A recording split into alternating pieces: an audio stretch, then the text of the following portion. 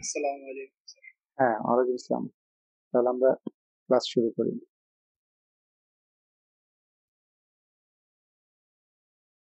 National university online শিক্ষা কার্যক্রমে আজকে প্ল্যান ফিজিবিলিটি অ্যান্ড প্ল্যান নিউট্রিশনের সর্বশেষ ক্লাস। এটা আমাদের 15তম লেকচার, যার কোর্স কোড 233003। এবং আজকের ক্লাসের মধ্যে দিয়ে আমাদের প্ল্যান ফিজিবিলিটি অ্যান্ড প্ল্যান নিউট্রিশনের সিলেবাসের সকল টপিক আমরা কমপ্লিট করলাম। তবে আজকের শেষ টপিক হচ্ছে ওয়াটার অ্যান্ড স্যান্ড কালচার। এই টপিকে আমি Rasel Kabir, assistant professor, government Harganga college Munshiganj আছি তোমাদের সাথে। আশা করি তোমরা এই টপিকটি আজকে আমার সাথে উপভোগ করবে। আমাদের প্ল্যান ফিজিওলজি মোট 11টি আমরা লেকচার করেছিলাম এবং প্ল্যান নিউট্রিশনের আমরা 4টি লেকচার করেছি। আজকের নিয়ে 4টি।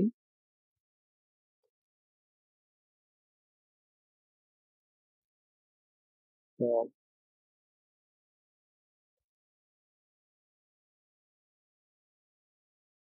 Water culture and sand culture, এটা সম্পর্কে তোমাদের পূর্ব ধারণা যতটুকুই থাকুক, আমরা বোটানিতে আমরা যে জিনিসটা পড়ি সেটা হচ্ছে যে কিভাবে ওয়াটার কালচার এবং স্যান্ড কালচার হয়। সেটা হচ্ছে যে উদ্ভিদ মাটির পরিবর্তে কিভাবে পানিতে অথবা বালিতে কালচার করা যায়। অবশ্যই জলজ উদ্ভিদ নয়, স্থলজ উদ্ভিদ। জলজ উদ্ভিদ তো জলেই জন্মে, কিন্তু স্থলজ উদ্ভিদ যারা মাটিতে জন্মে তাদেরকে মাটির পরিবর্তে কিভাবে পানি অথবা বালিতে জন্মানো যায়। তাহলে এখানে আমি শুধু একটা বেসিক জিনিস তোমাদেরকে বলতে চাই, সেটা হচ্ছে যে উদ্ভিদ মাটিতে জন্মায়, স্থলজ উদ্ভিদ মাটিতে জন্মায় তার মূল দুটি কারণ। তার মূল দুটি কারণের একটি হচ্ছে মাটি থেকে সে পুষ্টি পদার্থ নেয়, আর দ্বিতীয়ত হচ্ছে সে মাটি আঁকড়ে তার ভার বহন করে সোজা দাঁড়িয়ে থাকতে পারে। বিশেষ করে বৃক্ষ জাতীয়, গুল্ম জাতীয় উদ্ভিদ, হ্যাঁ, লতানো উদ্ভিদের কথা আমি বাদই দিলাম। মাটিতে আঁকড়ে থাকার জন্য, মূল দিয়ে আঁকড়ে থাকার জন্য তার মাটি প্রয়োজন।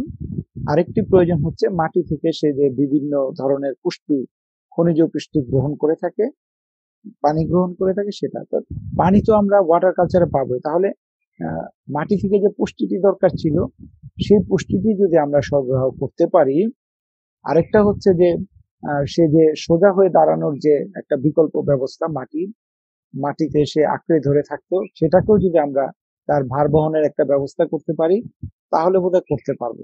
যদিও সকল উদ্ভিদ সম্ভব নয়, কিন্তু কোন কোন ধরনের উদ্ভিদ আমরা করতে পারি এবং এতে কি ধরনের লাভ হতে পারে এবং এটা কেন করা উচিত, বৈজ্ঞানিক উপায়ে কখন থেকে এটা শুরু হলো, এই নানান বিষয়ে আমরা আজকে আলোচনা করব। এবং সব শেষে আমাদের একটা ছোট একটা সেশন থাকবে, টোটাল ক্লাসের একটা ওভারভিউ। আসো আমরা আজকে এই ওয়াটার অ্যান্ড স্যান্ড কালচার নিয়ে আলোচনা করি। মূলত এই এই যে মাটি ছাড়া যে চাষ, সেই পদ্ধতিটিকে এক কথায় হাইড্রোপনিক পদ্ধতির চাষ বলে। তো হাইড্রোপনিক পদ্ধতির চাষটা কি? এটাকে বলা হয় সয়েললেস ফার্মিং। সয়েললেস ফার্মিং মানে হচ্ছে এখানে তোমার মাটির প্রয়োজন হবে না, তবে মাটির পরিবর্তে যদি মাটিতে যে প্রয়োজনীয় নিউট্রিয়েন্ট গুলো যে উদ্ভিদের যেটা প্রয়োজন ছিল সেটা যদি আমরা সরবরাহ করে থাকি এবং সেটা সরবরাহ করে যে চাষাবাদ পদ্ধতি আমরা বাড়ির ছাদ, উঠোন, অথবা দেখা গেল যে আমরা বিভিন্ন ধরনের নেট হাউস, পানির একটা কি করলাম পাত্র, অথবা বড় বৃহৎ আকারেও কোনো জলাশয়ে আমরা এটা করতে পারি চাষ। তো এই চাষটাই অত্যাধুনিক একটি পদ্ধতি, এটাকে হাইড্রোপনিক্স বলা হয়। এই চাষের বড় সুবিধা যেটা হলো সেটা হচ্ছে এটা সারা বছরই চাষ করা যায়। এটা মাটি যেমন বর্ষাকালে কিছু জমি জমা কি থাকে, পানিতে একেবারে প্লাবিত হয়ে যায়, ফলে সেখানে আর চাষ করা যায় না। কিন্তু তুমি যদি মাটির উপরে ভরসা না করে সয়েললেস ফার্মিং এ তুমি আসো, তাহলে আর এটা ওই সিজনের উপরে নির্ভর করবে না। তার মানে তুমি, এটা সবচেয়ে বড় সুবিধা হচ্ছে এটা সারা বছর চাষ করা যাবে। আরেকটি উদ্দেশ্য হচ্ছে যে এতে তেমন কোনো কীটনাশক ব্যবহার করতে হয় না। মাটিতে তোমরা জানো যে অনেক পোকামাকড় থাকে এবং সেখানে অনেক কীটনাশকও ব্যবহার করতে হয়। হ্যাঁ, ফলে এটা ওই ধরনের আলাদাভাবে কীটনাশকের প্রয়োজন নাই। আর যেহেতু কীটনাশক ব্যবহার করতে হবে না, তাহলে এই চাষ পদ্ধতিটাকে আমরা কি বলতে পারি? পরিবেশ বান্ধব চাষ পদ্ধতি বলতে পারি। হ্যাঁ, কীটনাশক বা পেস্টিসাইড এগুলো প্রয়োজন হবে না। ফলে এটার ফলে উৎপাদিত যে আমরা ফসল পাবো এই হাইড্রোপনিক্স পদ্ধতিতে, সেই ফসলটাও হবে কি বিষাক্ত মুক্ত, অর্গানিক, এবং সেটারও যে সুবিধাগুলো আমরা ভোগ করতে পারবো। তো আমরা জানি হাইড্রোপনিক পদ্ধতি দুটি পদ্ধতি রয়েছে। একটি হচ্ছে সঞ্চালন পদ্ধতি, যেটাকে সার্কুলেটিং সিস্টেম বলে। আরেকটা হচ্ছে সঞ্চালনবিহীন পদ্ধতি, যেটা হচ্ছে নন সার্কুলেটিং সিস্টেম। মানে তুমি যখন সার্কুলেটিং সিস্টেম পদ্ধতিতে যাবে, তার মানে তুমি এটাকে বারবার ব্যবহার করবে, এটাকে রিউজ করতে পারবে, এটাকে তুমি রিসাইকেল করতে পারবে, এটা একবারের জন্য করবে না। তার মানে এই পদ্ধতিতে তুমি অত্যাবশ্যকীয় খাদ্য উপাদান সমূহ দিলে, দেওয়ার পরে কি করলা, এই একটা চাষ শেষ হয়ে গেলে এই চাষের আবার দ্বিতীয় বছর থেকে ওটার মধ্যে আবার নতুন নিউট্রিয়েন্ট পদার্থ দিয়ে আবার ফসল ফলানো যাবে। এটা হচ্ছে সার্কুলেটিং সিস্টেম। আর নন সার্কুলেটিং সিস্টেম হচ্ছে এটাতে একবারই ফসল ফলানো হবে, এরপরে এটার সিস্টেমটা ওরকম, তুমি একেবারে কি বলে যে অল্প খরচে অল্প জায়গায় এবং যেটা একবার ব্যবহার করা যায় এরকম পদার্থ ব্যবহার করা, যেমন ককশিট ব্যবহার করলে, এবং এটা আর দ্বিতীয়বার ব্যবহারযোগ্য থাকলো না। ফলে এই ধরনের বা প্লাস্টিকের বোতল টোতল এগুলো ব্যবহার করে আমরা যেগুলো করি, এবং এটা দ্বিতীয়বার আমরা আর ব্যবহার করি না, এটা নন সার্কুলেটিং। সাধারণত এই পদ্ধতিতে আমাদের সবজিটা উৎপাদন করা হয়। তো আমরা সার্কুলেটিং এবং নন সার্কুলেটিং পদ্ধতি তো জানলাম। আসলে হাইড্রোপনিক বিষয়টা আমরা যদি ব্যবহার করতে চাই, কোন কোন উদ্ভিদগুলো এটার জন্য বেশি উপযোগী, আমরা যদি হাইড্রোপনিকের মধ্যে যেতে চাই, তাহলে অবশ্যই আমাদেরকে দেখতে হবে যে কোন উদ্ভিদগুলো বৃক্ষ জাতীয় উদ্ভিদ না, খুব বড় ধরনের উদ্ভিদ এখানে করা যাবে না। বিশেষ করে আমরা হাইড্রোপনিকে সবজি জাতীয় এবং ছোটখাটো যে ফল আছে এগুলোতেই যাই। তার মানে হচ্ছে যে হাইড্রোপনিকে আমরা যদি অতি বড় বৃক্ষ করতে যাই, সেটা আমার মনে হয় যে খুব বেশি ভালো ফলাফল পাওয়া যাবে না।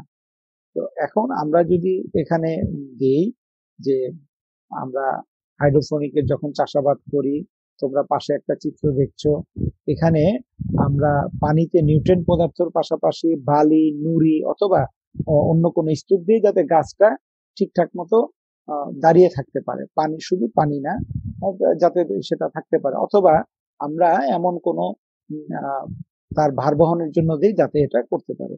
তাহলে এই যে আমরা সমন্বিত পদ্ধতিতেও চাষ করতে পারি, অথবা সার্কুলেটিং, যেটার মধ্যে আমরা কি দিতে পারি যে cultures are not reuse after being delivered the plant. এখানে এই মিডিয়ামটা আমরা যেখানে রিউজ করব না, সেটা হচ্ছে নন সার্কুলেটিং আমরা বলেছিলাম। এখন কোন ধরনের উদ্ভিদ সবচেয়ে ভালো জন্মাতে পারে, তোমরা বাসায়ও ট্রাই করতে পারো। লেটুস, তারপরে হচ্ছে সেলেরি, সবজি জাতীয়, স্প্রিং অনিয়ন, হার্বস জাতীয়, অ্যান্ড স্পেশালি টমেটোস। এটা কিন্তু আমাদের সারা বছর প্রয়োজন হয়। আর তাছাড়া ভেজিটেবল সাথে স্কর্ন, ভুট্টা, তারপরে হচ্ছে তোমার জুচিনি, ধুন্দুল, সামার স্কোয়াশ, কিছু সবজি, মেলন, শসা, ওয়াটারমেলন, যাই করো এগুলো করা যেতে পারে। মেলনটাই ভালো, শসা জাতীয়। আর কিছু ফুল, এগুলো আমরা হাইড্রোপনিক পদ্ধতিতে আমরা এটা ব্যবহার করতে পারি। তবে আমাদের ব্যবসায় সফল হওয়ার জন্য আমরা সবজি চাষটাই সবচেয়ে বেশি ব্যবহৃত করে থাকি। ইতিহাসে যদি আমরা যাই, কবে থেকে হাইড্রোপনিকটা ব্যবহৃত হয়, আসলে দেখা গিয়েছে যে শোনা যায় যে এটা বোধহয় যে রোমান এম্পায়ারর টার্বুরাস, সে তোমার প্রথম খ্রিস্টাব্দে এটা ব্যবহার করেছিলেন। যদিও এটা সপ্তম খ্রিস্টাব্দে ইউরোপে ব্যবহারের একটা উদাহরণ পাওয়া যায়, তবে সবচেয়ে এই বিংশ শতাব্দীতেই আমেরিকায় এটা পপুলারিটি পায়। আর এটার যে তাৎপর্য, মূলত যে এই তাৎপর্যের মধ্যে যদি আমরা বলতে চাই, বিশেষ করে আমি টমেটোর কথা বলেছি। টমেটোটা তোমার আমাদের খুবই প্রয়োজন সারা বছরে। লেটুস পাতা এবং অন্যান্য যে সকল সবজি লাভজনক, যেটা সারা বছর আমাদের প্রয়োজন, সেই সবজিগুলোকে আমরা হাইড্রোপনিক পদ্ধতিতে সারা বছর উৎপাদন করে বাজারজাত করতে পারি এবং আমরা আমাদের চাহিদা পূরণ করতে পারি। ফলে আমরা ফ্রেশ সবজিটা পাচ্ছি। তো এখন আমাদের যদি আমরা হাইড্রোপনিকের যে যদি তালিকা করি, প্রথমে আমাদের আসবে টমেটো। টমেটোটা তোমরা দেখবে যে এখন সারা বছরই পাওয়া যাচ্ছে। আমাদের বাংলাদেশেও ইতিমধ্যে হাইড্রোপনিক পদ্ধতিতে টমেটো চাষ হচ্ছে। টমেটো ভিটামিন এ, সি এবং ফলিক অ্যাসিডের একটি গুরুত্বপূর্ণ উৎস, ফলে এটা সারা বছরই এর চাহিদা থাকে। লেটুস, তোমরা জানো লেটুস পাতা ইদানিং খুব, শুধুমাত্র আমাদের যে ফাস্টফুড বা চাইনিজ বার্গার এগুলোর জন্য তা না, এটাও কিন্তু ভিটামিন এ, সি এবং কে এবং কিছু মিনারেলও, আয়রন পরিপূর্ণ একটি সবজি। ফলে এটারও চাহিদা স্বাস্থ্য সচেতন মানুষের জন্য বেড়েছে এবং এটা খুবই বেশি চাষ হচ্ছে বর্তমানে। আর শসার কথা তোমরা জানো, শসা তো আমাদের একেবারে খাবারের একটি অংশই হয়ে গিয়েছে প্রতিদিনের আমাদের খাবারের। ফলে এই শসা যেটা ফলিক অ্যাসিড, ভিটামিন বি এবং সি পরিপূর্ণ, সেটাও কিন্তু চাহিদা রয়েছে এই হাইড্রোপনিক পদ্ধতিতে চাষের জন্য। পেঁয়াজের বাজার তোমরা জানো যে কি অবস্থা। আমরা পেঁয়াজে এখনো আমাদের দেশ স্বয়ংসম্পূর্ণ হতে পারেনি বিধায়, যদি রপ্তানি বা আমদানি বন্ধ হয়ে যায়, আমদানি বন্ধ হলে আমাদের পেঁয়াজের উচ্চ মূল্য হয়ে যায়। তো আমরা যদি স্প্রিং অনিয়নটা ইন্ট্রোডিউস করতে পারি এই হাইড্রোপনিকে, তাহলে আমার মনে হয় আমরা করতে পারবো। এছাড়া তোমরা ক্যাপসিকাম জানো, কিছু ক্যাপসিকাম আমাদের এখন সবার ক্ষেত্রে জনপ্রিয় হয়েছে। হাইড্রোপনিক পদ্ধতিতে ক্যাপসিকামটা খুবই ভালো হয়। আমি আমাদের এই পরের আলোচনায় আমরা আরো দেখাবো যে এটা বিভিন্ন কালারের ক্যাপসিকাম খাবারের ডেকোরেশন এবং পুষ্টি যোগায়। আর আরেকটি সবচেয়ে জনপ্রিয় আমাদের সবজি বা শাক হচ্ছে পালং শাক, এবং পালং শাক হচ্ছে ভিটামিন এ, সি এবং কে এর একটি ভালো উৎস। এছাড়া copper, folic acid, magnesium, zinc সহ অত্যন্ত একটি পুষ্টিদায়ক সবজি বা শাক হিসেবে আমাদের খাদ্য তালিকায় থাকে। অনেকে পালং শাককে প্রিজার্ভ করে রাখে, কিন্তু আমরা যদি হাইড্রোপনিক পদ্ধতিতে এটা চাষাবাদে যাই, তাহলে এটা আমরা সারা বছরই একেবারে তরতাজা পালং শাক পাচ্ছি।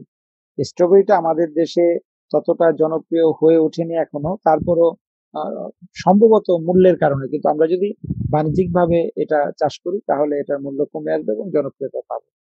আমরা জানি যে ব্লুবেরি আমাদের দেশেও জনপ্রিয়তা পাচ্ছে দিনে দিনে, এবং এটাও একটি লাভজনক ফসল হিসেবে, এবং এটা পরীক্ষিত যে হাইড্রোপনিক পদ্ধতিতে ব্লুবেরিটা অত্যন্ত ভালো ফল দেয়।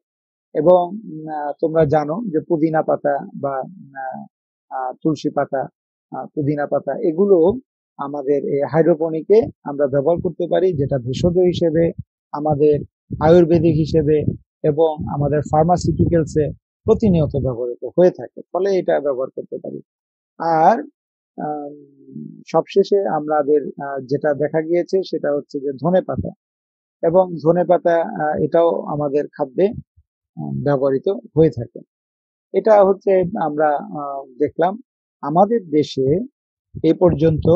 আমি যে বাংলাদেশের কৃষি পোর্টাল থেকে যে সফলতা পেয়েছি, যে তালিকা আমি পেয়েছি, তার মধ্যে হচ্ছে কুমড়ো, বাঁধাকপি, ফুলকপি, মরমা, সিম, মূলা, বেগুন, টমেটো, শালগম, আলু, চিচিঙ্গা, ঝিঙ্গা, ধুন্দুল, করলা সহ বিভিন্ন প্রকারের সবজি একেবারে আহ, এটা সাকসেস হয়েছে বিভিন্ন এলাকায়, বিশেষ করে দক্ষিণাঞ্চলে, যেখানে তোমার আহ, পানি দিয়ে প্লাবিত থাকে প্রায় বছরের 4-5 মাস। সেখানে কিন্তু এই হাইড্রোপনিক পদ্ধতিতে তারা ওই প্লাবিত অঞ্চলকে কি করছে, থরে থরে টোপা পানা, কচুরি পানা অথবা অন্য কিছু দিয়ে একটা কি তৈরি করে, বেডশিটের মতো তৈরি করে সেখানে তোমার পুষ্টি উপাদান দেয়। পুষ্টি উপাদান দিয়ে তারপরে সেখানে তারা এই সবজিগুলোর চাষ করে, এবং সারা বছর এই সবজিগুলো সতেজ আকারে পাওয়া যায়, এবং সেই সতেজ সবজিগুলো স্থানীয় বাজারে থেকে দেশের সকল বাজারে বাজারজাত করা হয়ে থাকে। তোমরা এই বাংলাদেশের যে কৃষি পোর্টাল, সেই কৃষি পোর্টালে ঢুকলেই তোমরা এ ধরনের চিত্রগুলো পাবে যে কিভাবে এরা সফল হচ্ছে। তাছাড়া আমি জানি যে এখন বাজারে এই যে কয়টা ফসলের কথা, যে কটা সবজির কথা উল্লেখ করা হলো, এটা কিন্তু আর শীত লাগে না। আমি দেখি যে সারা বছরই এই সবজিগুলো, যেগুলো বর্ষার সবজি ছিল, যেগুলো শীতের সবজি ছিল, আমি যদি বোটানির ভাষায় বলি, যেগুলো ছোট দিনের উদ্ভিদ ছিল মানে শীতকালে হতো, আর যেগুলো বড় দিনের উদ্ভিদ ছিল, সেগুলো কিন্তু এখন আর ওই আমাদের সিজনের জন্য অপেক্ষা করতে হয় না। আমরা এই হাইড্রোপনিক পদ্ধতিতে এটাকে সারা বছর নিয়ন্ত্রিত ভাবে করতে পারি। তাহলে এটাকে সফলতার জন্য যে পদক্ষেপগুলো সম্মিলিতভাবে এটা নেওয়া হচ্ছে, তার মানে হচ্ছে যে এখানে সফলতা পাওয়ার জন্য প্রথমত হচ্ছে ট্রেনিং প্রয়োজন, প্রশিক্ষণ প্রয়োজন, এর কোনো বিকল্প নেই। কারণ এটা যে কেউই কিন্তু এটা পারবে না। নিউট্রিয়েন্টের পরিমাণ কম বেশি হয়ে গেলেই এটা সফলতা আসবে না। তারপরে যে ধরনের বীজ ব্যবহার করতে হবে, সেই বীজটা মানসম্পন্ন হতে হবে। মানসম্পন্ন বীজ ব্যবহার হচ্ছে অত্যন্ত গুরুত্বপূর্ণ। আর চাহিদা ভিত্তিক বীজ, বীজের ব্যবসা, বীজের অ্যাভেলেবিলিটি, তারপরে যে এটার গুণগত মান পরীক্ষা করার জন্য যে আমাদের সরকার থেকে লোকবল নিয়োগ করা, এগুলো থাকতে হবে। বিশেষ করে বিএডিসির যে বীজ বিক্রয় কেন্দ্র আছে, সেখান থেকে বীজ কিনতে যেতে পারে সুলভ মূল্যে, মানসম্পন্ন ভাবে। তাহলে কেবলমাত্র এই পদ্ধতি, এই হাইড্রোপনিক পদ্ধতির সফলতা আসবে। এছাড়া যদি ভাসমান এই পদ্ধতিতে যদি আমরা পণ্য পরিবহনের জন্য যদি আমরা উন্নত ব্যবস্থা চালু করতে পারি, যাতে করে ওই সবজিটা আমরা একেবারে সতেজ ভাবে বিভিন্ন ডিস্ট্রিক্টে চলে যায়, তাহলেও আমাদের ওই কৃষকরা লাভবান হবে এবং ভোক্তারা লাভবান হবে। ফলে এক্ষেত্রেও দেখতে হবে। আর এই সবচেয়ে বড় কথা হচ্ছে আমাদের যে এই যে একটা কনস্ট্যান্টের কথা বললাম, একটা বাধার কথা বললাম, যে বাজারজাতকরণ আবহাওয়ার কারণে অনেক সময় ফেরি বন্ধ থাকে, দক্ষিণাঞ্চলে আসতে পারে না। তো এর জন্য কিন্তু হিমাগারের প্রয়োজন আছে। ফলে এই হিমাগার যাতে পর্যাপ্ত সবজিগুলো সংরক্ষণে রাখা যায়, এটাও দেখতে হবে। আরেকটা বিষয় হচ্ছে কচুরিপানা। কারণ তুমি যখন এই সবজি চাষ করবে, এই সবজি ধরে রাখবে কে? এই গাছকে ধরে রাখার জন্য মাটি যেমন সবজিকে ধরে রাখে, তাহলে পানিতে ধরে রাখার জন্য কিন্তু কচুরিপানা, খুদিপানা, হ্যাঁ, তারপরে অন্যান্য যে লতা পাতা, কম্পোস্ট, এগুলোর প্রয়োজন আছে। ফলে বেশি বেশি কচুরিপানা এতদিন কিন্তু কচুরিপানা কি অপ্রয়োজনীয় মনে হতো, কচুরিপানাকে কিভাবে পরিষ্কার করা যায়, এগুলো কি করা যায় সেটা নিয়ে একটা দুশ্চিন্তা ছিল। ফলে এখন আমরা এই কচুরিপানাকে আমরা ব্যবহার করতে পারছি এই হাইড্রোপনিক পদ্ধতিতে। এই অপ্রয়োজনীয় জিনিসটি এখন প্রয়োজনীয় এতটা হয়ে গেছে যে এখন কচুরিপানার চাহিদা বেড়ে গেছে। ফলে ওই সকল অঞ্চলে এখন আলাদাভাবে কচুরিপানা চাষ করা হচ্ছে। আর শুষ্ক মৌসুমে জলাশয়ের পরিবর্তে খালে অথবা যে ডোবা টোবা থাকে এই পদ্ধতিতেও তোমার ইচ্ছা করলে এই কাজগুলো করা যায়। সার্বিক নিরাপত্তার একটা ব্যবস্থা করা দরকার। আর প্রশিক্ষণের জন্য বিদেশ থেকে প্রশিক্ষক আনা যেতে পারে, দেশেও প্রশিক্ষক ভালো প্রশিক্ষক দিয়ে যদি প্রশিক্ষণ করা যেতে পারে আমাদের দেশে হাইড্রোপনিকটা আমরা ভালো করতে পারবো। এই যে তোমরা যদি চিত্রে দেখো আমরা একটা মূলার একটা দেখি, আমাদের মাটিতে যে ধরনের মূলা হয় সেই ধরনের মূলাও কিন্তু আমরা বা তার থেকে ফ্রেশ মূলা বা ক্যাপসিকাম, টমেটো এগুলো কিন্তু আমরা এই স্যান্ড কালচার বালিতে আমরা করতে পারি। স্যান্ড কালচার ওয়াটার কালচারের মতোই, স্যান্ড কালচারেও ওই তোমার নিউট্রিয়েন্ট গুলো দেয়া হয়। স্যান্ড তো আরো কি করতে পারবে, পানির মতো আলাদা আর কোনো সমস্যা নেই। স্যান্ড হচ্ছে তোমাকে ছোট ছোট গাছকে ধরে রাখতে পারবে, বড় গাছ ধরে রাখতে পারবে না, পড়ে যাবে বালি। তাহলে স্যান্ড কালচারের জন্য 40% প্লে স্যান্ড মানে মিহি বালি, 40% তোমার ইয়ে লাগবে, কম্পোস্ট লাগবে, এবং 40% প্লেট লাগবে। প্লেট মানে খনি এক ধরনের, যেটা এই সাদা সাদা ছোট তোমরা চিত্রে দেখতে পাচ্ছ, এটা হচ্ছে আগ্নেয়গিরির অগ্নুৎপাত থেকে যেটা ভলক্যানো থেকে আমরা পাই। এটা অত্যন্ত খনিজ পুষ্টি বিধায় এটা খনিজ পুষ্টি সমৃদ্ধ। তবে যে জিনিসটা গুরুত্বপূর্ণ সেটা হচ্ছে সমুদ্রের লবণাক্ত বালি ব্যবহার করা যাবে না।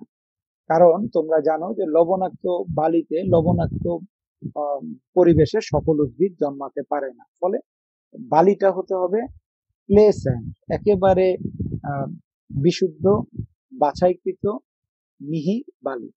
এই বালিতে যখন কম্পোস্ট প্রয়োজনীয় আমরা খনিজ পুষ্টি দিয়ে থাকি তখন দেখা যাবে যে এই যে তোমরা মূলা চাষ দেখছো, এই মূলাটা দেখো বালি কিন্তু মোটামুটি ধরে রেখেছিল এখানে মাটির মতোই।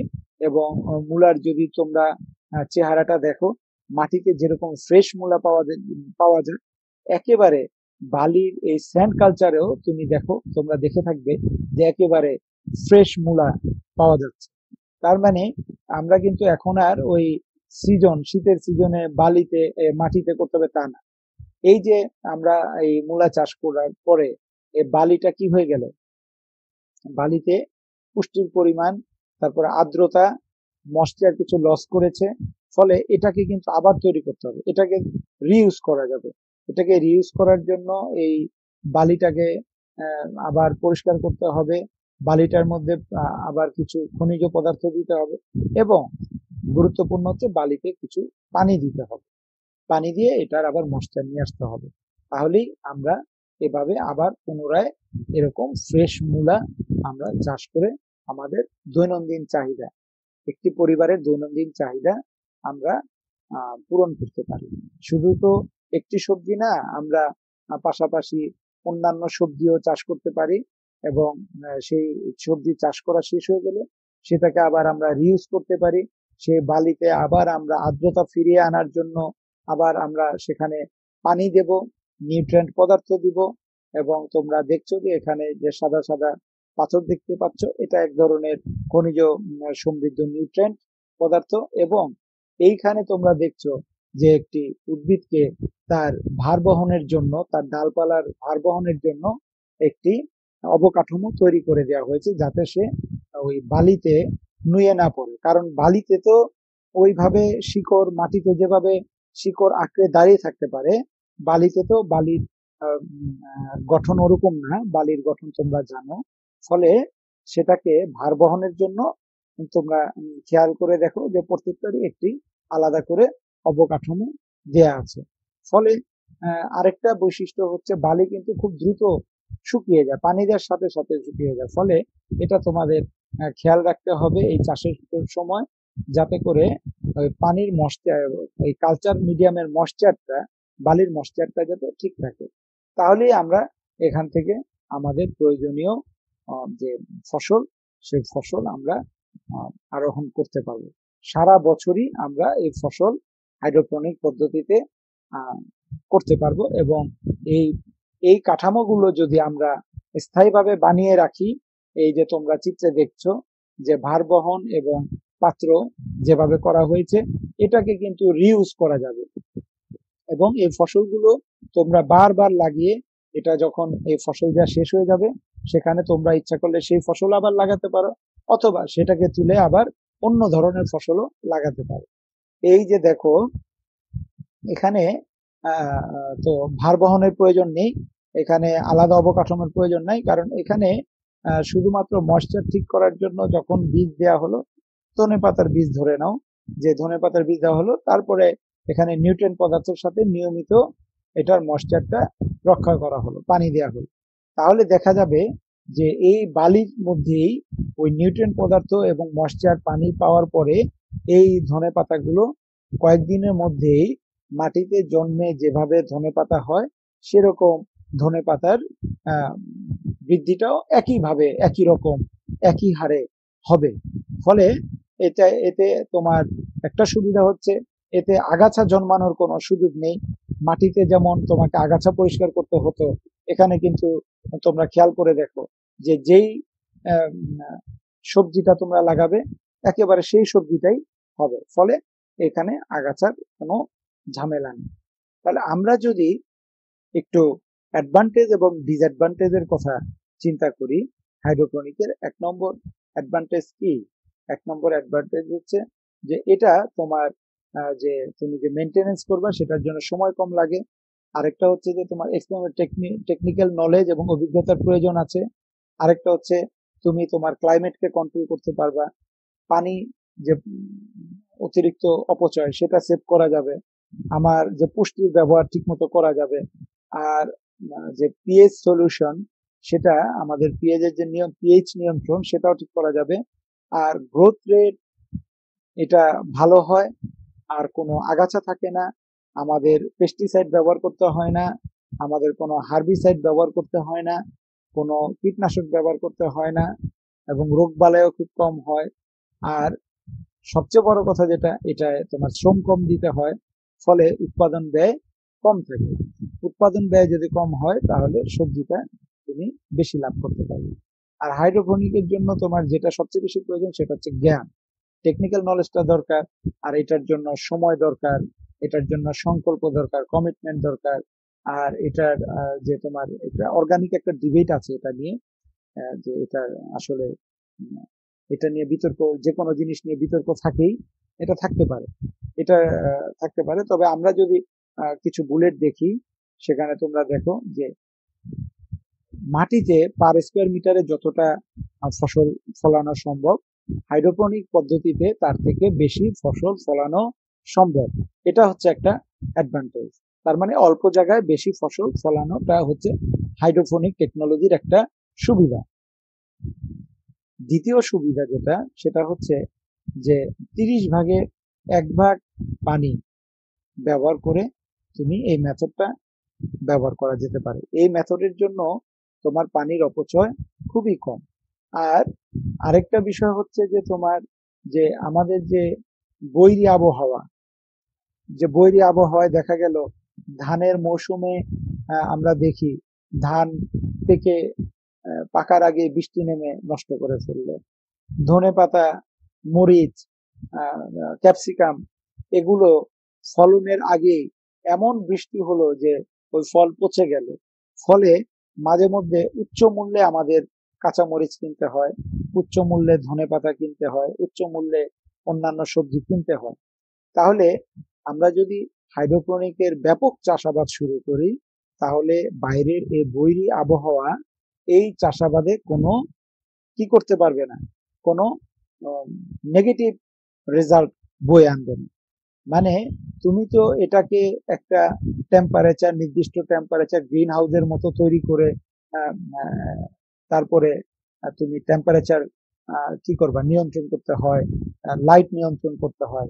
এই টেম্পারেচার এবং লাইট নিয়ন্ত্রণ করে আমরা যে ফসলটা ফলাই, সেই ফসল বাইরের আবহাওয়ার কেমন থাকলো, বাইরের তাপমাত্রা কেমন থাকলো, বাইরের আলোর পরিমাণ কেমন থাকলো, তাতে এটার ফলনে তেমন কিছু যায় আসে না। ফলে বাইরের আবহাওয়ার সাথে এটার কোনো সম্পর্ক নেই, এটার ফলন সবসময় একই রকম পাওয়া যাবে। আর এটা মাটিতে যে আমাদের অনুর্বর মাটি হয়ে যায়, আমরা কিন্তু একটা জিনিস বলে থাকি যে ওই এলাকার কাঁঠাল মিষ্টি হয়, বিশেষ করে গাজীপুর বা পাহাড়ি এলাকার কাঁঠাল মিষ্টি হয়, ওই এলাকার বগুড়ার আলুর একটা আম, আলু দিয়ে চিপস ভালো হয়, মুন্সিগঞ্জের আলু দিয়ে চিপস ভালো হয় না, এটার জলীয় অংশের পরিমাণ বেশি। তো এই যে বিষয়গুলো, no soil depletion of nutrient, এখানে মাটির কোনো ভেদাভেদ থাকবে না।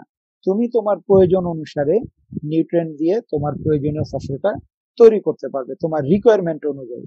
ফলে হাইড্রোপনিক পদ্ধতিতে ওই কোন এলাকায় কেমন ফসল হলো, এলাকার জন্য যে একটা আহ, উপযোগী মাটি, এটা এলাকার জন্য উপযোগী আবহাওয়া, এলাকার যে পরিবেশ, এটা কিন্তু হাইড্রোপনিকের এখন আর আমাদের ওই সকল চিন্তা করতে হচ্ছে না।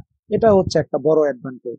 ফলে তোমরা যে কোনো ভাবেই হাইড্রোপনিকে যে কোনো আবহাওয়ায় যে কোনো স্থানে ট্রেনিং নিয়ে এটা শুরু করা যেতে পারে।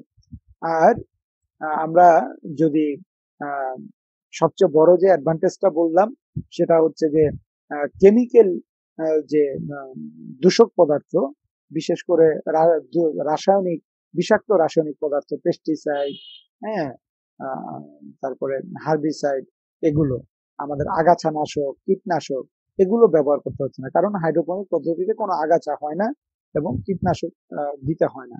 ফলে আহ, একদিকে যেমন পরিবেশ, কীটনাশক দিলে পরিবেশের যে দূষণতা সেটা রক্ষা পাচ্ছে, তারপরে যে ফসলে কীটনাশকের একটা বিষাক্ত প্রভাব ছিল সেটাও রক্ষা পাচ্ছে, আবার কীটনাশকের জন্য যে বাড়তি একটা অর্থ ব্যয় করতে হতো সেটাও রক্ষা পাচ্ছে, ফলে উৎপাদন খরচ কমে যাচ্ছে, এটা একটা।